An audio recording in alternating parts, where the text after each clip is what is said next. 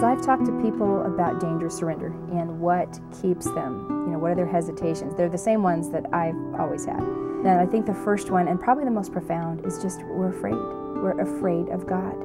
I don't know how this happened. I don't know where we got it in our heads that if we said yes to God, that He would, it's like that other shoe was going to drop and our very worst fears were going to happen. Something was going to happen to our kids, something was going to happen to our husband. Something terrible would happen if you say yes to God. It's actual character assassination of God. It's not who He is. He's not waiting. It's not like He's sitting up in heaven going, oh, that's exactly the moment I've been waiting for. I've been waiting for you to say yes to me, and now everything bad that you've ever been afraid of is going to happen to you. It's just not the way He works. But because we're afraid, what we end up doing is we take either part of our heart and we kind of wall it off. And we say, okay, God, I'm going to love you and I'm going to serve you and you can have me and I'm going to be yours, but don't you touch my husband. I'm going to serve you, God. I'm going to give you everything I have.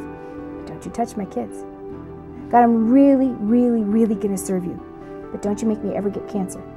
Because if you do those things, then all bets are off. And so we start walling in our heart and saying, God, you can have me, but you can't have this part. And how can you say yes to God when you've got these whole sections of your life and your heart that you're refusing out of fear to give to Him? The reality is evil is going to come. And you or I withholding parts of ourselves from God is not going to keep bad things from happening. This is a broken place. And yet if you say yes to God, and without those reservations, and say, God, I trust your character.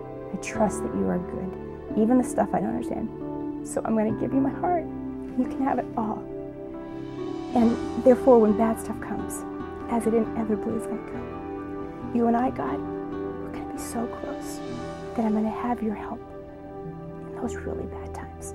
So I'm going to trust you no matter what.